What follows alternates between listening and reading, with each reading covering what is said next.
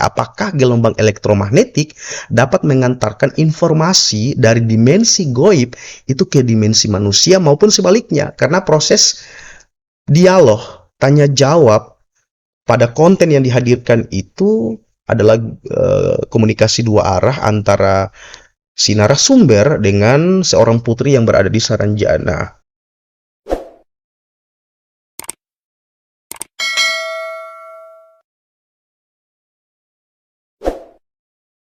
Assalamualaikum warahmatullahi wabarakatuh. Selamat bertemu kembali teman-teman di Kakak Jo Channel.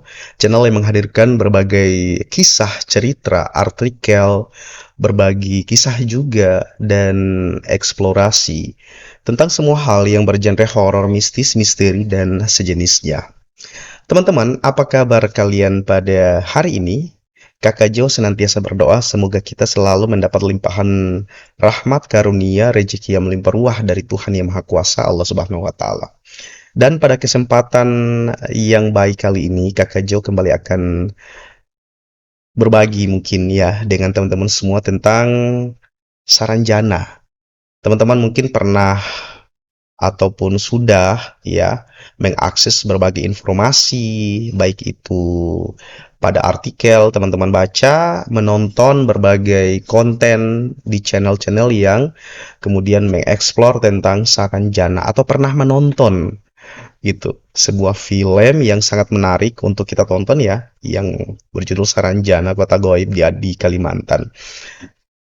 Namun sebelum Kakak Jo berbagi tentang hal-hal yang mungkin dapat kita share bersama-sama tentang Saranjana, Kakak Jo mohon semoga teman-teman berkenan untuk terus memberikan dukungan buat pengembangan channel ini. Jangan lupa like, comment, share, dan subscribe.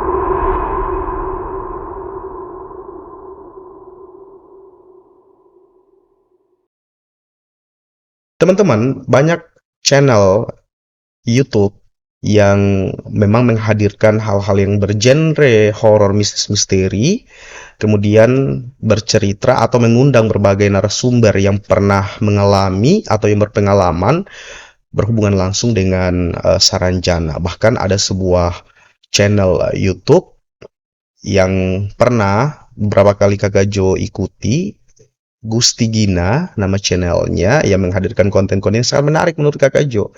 Beliau adalah merupakan perempuan yang smart, yang brilian, yang cantik juga ya teman-teman. Kemudian mendatangi tempat-tempat yang memiliki situs-situs yang horor gitu, penuh misteri. Dan pada salah satu kontennya beliau kemudian mengeksplor sebuah tempat di Kalimantan. Ada sebuah tempat goib yang dikenal dengan nama Saranjana. Beliau mendatangi berbagai narasumber yang pernah berhubungan langsung dengan daerah mistis ataupun daerah goib itu, yang kemudian dikenal oleh masyarakat setempat sebagai Kota Saranjana. Ada beberapa narasumber yang didatangi, dan pada channel-channel lain mereka juga melakukan hal yang sama seperti yang dilakukan oleh channel Gusti Gina, yang kemudian mengeksplor tempat-tempat tersebut, mendatangi berbagai narasumber. Ada beberapa orang tua yang didatangi oleh owner dari channel itu, kemudian mewawancara, menginterview narasumber-narasumber itu, berbicara, bahkan mereka berbagi pengalaman bahwa mereka sudah pernah masuk berkomunikasi, berhubungan langsung dengan masyarakat Saranjana, bahkan sempat mengikat sebuah hubungan yang serius gitu, bahkan pernah hampir aja nikah dengan salah satu masyarakat Saranjana. Namun teman-teman, pada proses eksplorasi tempat itu, kemudian berbicara, ngobrol bareng beberapa narasumber, ada yang membuat Kakak Jo bertanya-tanya tentang sebuah hal yang kayaknya perlu dikulik ya dalam perspektif sains atau dalam penjelasan ilmiah, ketika salah satu narasumber ya bisa teman-teman dapat nonton di banyak channel yang pada sesi ketika mereka ingin berkomunikasi dengan salah satu putri gitu yang di Saranjana. Beberapa konten ya menghadirkan itu ketika mereka berkomunikasi melalui handphone, kemudian berkomunikasi dengan salah satu penduduk Saranjana dan terjadi percakapan tanya jawab gitu, kemudian secara gamblang si cewek, si perempuan yang dari Saranjana itu menjelaskan hal-hal tentang keadaan di Saranjana, apa yang boleh, apa yang nggak boleh, dan seterusnya dan seterusnya. Silakan aja simak di channel-channel itu. Nah, teman-teman, pada saat komunikasi via handphone itu terjadi, itu membuat Kakak Jo bertanya, apa bisa gitu kita berkomunikasi via handphone, padahal kita tahu bahwa ketika kita berkomunikasi tanpa kabel ya melalui handphone itu, maka ada sebuah gelombang penghantar. Jadi mohon maaf, pengetahuan Kakak Jo tidak terlalu banyak ya terkait fisika, karena ini memang dalam fisika ini dibahas. Kakak Jo cuma sempat baca bahwa komunikasi via handphone merupakan sebuah komunikasi tanpa kabel yang menggunakan gelombang elektromagnetik. Jadi yang menghubungkan komunikasi kita dengan orang lain itu dilakukan secara gelombang elektromagnetik. Gelombang itu yang kemudian menghantarkan komunikasi kita itu sampai ke objek yang kita tuju. Nah, gelombang elektromagnetik sendiri kita tahu secara definitif adalah gelombang yang merambat tanpa media perantara. Bahkan di ruang hampa, gelombang itu dapat terhantar gitu. Jadi dari satu titik membawa informasi kemudian melewati sebuah medium, meskipun medium itu ya space itu ruang itu tanpa oksigen, tanpa sebuah zat-zat yang bisa menghantarkan misalnya pada gelombang mekanik gitu. Tanpa itu pun sebuah informasi dapat dihantar, dan itu merupakan cara kerja dari gelombang elektromagnetik dalam sisi size. Nah, Kakak juga kemudian bertanya-tanya, apa bisa gitu? Memungkinkan nggak sebuah komunikasi itu terjadi secara lintas dimensi dengan menggunakan gelombang elektromagnetik? Apakah gelombang elektromagnetik dapat mengantarkan informasi dari dimensi goib itu ke dimensi manusia maupun sebaliknya? Karena proses dialog, tanya jawab pada konten yang dihadirkan itu adalah komunikasi dua arah antara si narasumber dengan seorang putri yang berada di Saranjana. Artinya ada timbal balik, ada feedback. Jadi mengirim pesan dan menerima pesan. Dan itu dihantarkan melalui gelombang elektromagnetik. Mungkin dapat menjelaskan ini supaya kita lebih paham bagaimana proses kerjanya ketika sebuah komunikasi dua arah itu terjadi melalui gelombang elektromagnetik ya, karena memang menggunakan ponsel. Mungkin kita dapat memahami hal itu dapat memungkinkan.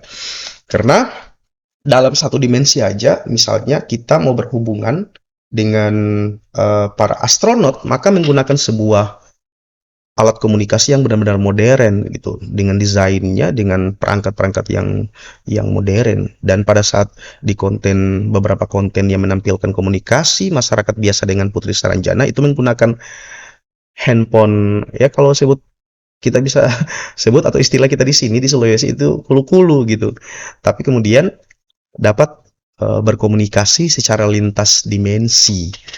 Apakah mungkin gitu? Jadi teman-teman yang menonton video ini mungkin dapat menjelaskan secara ilmiah atau secara sains bagaimana cara kerja, apakah memungkinkan proses komunikasi dua arah lintas dimensi dengan menggunakan gelombang elektromagnetik.